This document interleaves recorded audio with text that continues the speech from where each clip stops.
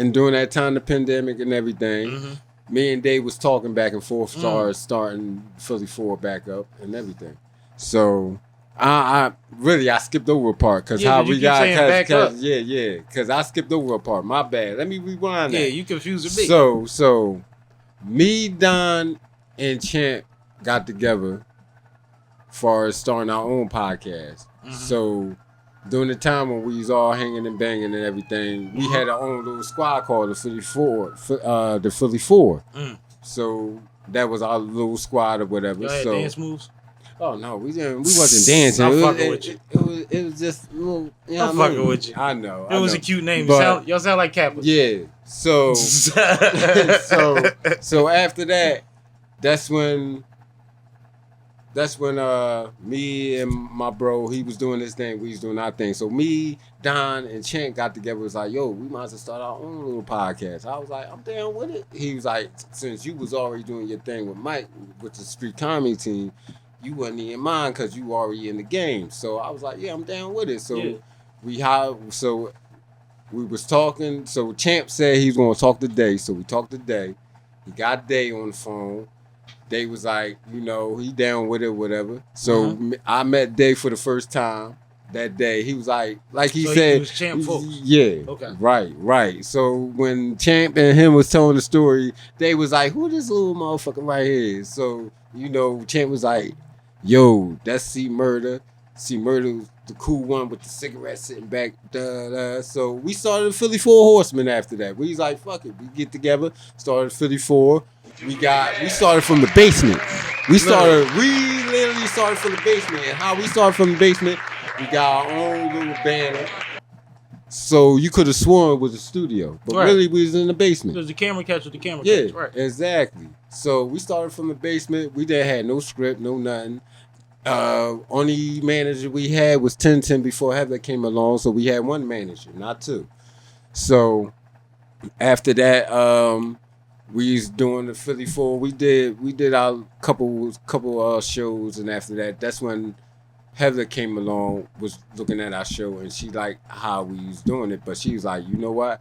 I could take y'all to the next level if y'all let me. If y'all give me 90 days, I bet y'all I'll take y'all to the next level. Cause this ain't for play. Exactly, because she seen the vision in the Philly 4, and she believed in us. And I seen her give a speech, but this is for y'all. Yeah. So she a real one. So we let her do her thing. Her and Tintin got together. So we introduced Tintin. We let Tintin know because we don't want no conflict between managers. Because we already had one manager, and bringing somebody else along will make conflict. You know what I mean? So we introduced them, and the art of communication. Yes, you gotta have it. Because you can't be on some throwing a surprise at somebody. Sometimes we just rush it. Yeah, exactly. That one extra step. Exactly. Little lunch meeting, little coffee or something. You take your time. We easier. And make it easy. That's it. So you save more time doing it that way. Yeah. So we let Tintin know what was going on as far as Heather wanted to come aboard, and she wanted as far as take the Philly 4 Horsemen to another level. So she came aboard. They collabed together. They worked together perfect. Like salt and pepper. So they came together and did their thing, and like from there we just from feeding the homeless to just the uppity awards, and it's just a whole lot as far as what they did as far as managers. So I give big ups to them, and I thank them, and I love them for that. So I salute them too, and you know why? Real quick, like I know doers. I know a lot of stuff, a lot of ideas, even from cookouts to this shit, that I've had over the years, club nights and stuff that we used to have on. It's been women along the way that have filled in them gaps. Because we were popular. We were in the mix and all of that. But they understood structure, or they understood how to create a baseline for things, so that at least we know, all right, well, that's where, like I was saying about how where I want to see my shit at. Right. They showed me how to get there. Right. You see what I'm saying? Right. And then I'm like, oh, we ain't got to spin all that. Nigga might just gotta go to a couple dollar stores for the look. Yeah. Like, you know, you figure out stuff that women be knowing. We be ready to go. We ready to go get. We get gift bags from Rite Aid. We could have got the same gift bag for $6 cheaper at the dollar store. Exactly. But she know that. Exactly. You know what I mean? And so it just And be that's like, facts. so y'all have doers, and I say that respectfully because they're very intelligent, but they can't stand to see shit not right. So they don't complain about it. They fix it. Right. And they respectfully came to y'all and said, let me help knock some of these dents out and make this thing run smooth. Exactly. And that's what they did. Knock them dents out. No, I love it, man. That's beautiful. So gotta be more streamlined. Yeah, exactly. You know what I mean? Y'all smooth, but y'all ain't streamlined. Exactly. Too many rivets. Thank you. So long story short, you know what I mean? It was 4 of us for like 2 years. And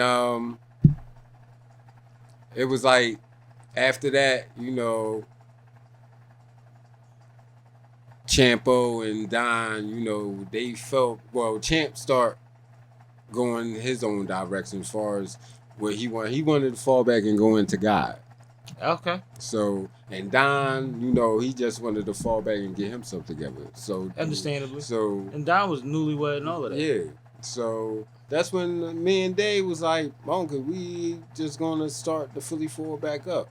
You know what I mean? Brand new everything. How long was the down period? For a year. A year? Like a year. Okay. If I'm not mistaken, a year or whatever. Did you miss it before the conversation? What point did you feel like, or did they feel like it's time to start figuring something out, whether it's that or not? I never gave up. I already had the itch. I never gave up on it. So you was just waiting for somebody else to be on board type shit, or no? Because me and Dave was already setting it up as far as how we was gonna come back. It just took a while. Yeah. Okay. So we was just getting the game plan together. That's respectable. You know what I mean? So that's about it. So after that, does the studio come and play after that? Yeah, the studio came into play because the studio, the Deacon is his homie. Mm-hmm. And so he was telling me about the studio. I was like, yeah. He was like, yeah. You tell me everything about the studio. I was like, yeah, Monkey, let's go. Mm-hmm. Let's go. Mm-hmm. Let's start this thing back up. See, it was hard to say fuck it after he said Deacon. I see what happened there. Listen. So, you know what I mean? We started back up, brand new studio from the rip. Yes. Started like it was nothing. Equipment on point. You know what like, I mean? everything. Like a brand new they situated. 4. Listen. People compliment our setup. They got a nice, dope situation over there too. I was in there. Yes, he was. In there. I made it Twisted Tuesdays for real. Y'all ain't playing with me. Listen. And I was like, as far as I look at the vision for the Philly 4, I look at far as, let me be 100 with y'all. My vision is everything. Philly 4, my Sky's the Limit business, Saturday Night Vibe with me and my baby. I'm just building a legacy and building a legacy with my team. Absolutely. You know what I mean? So I want everybody to remember what I did.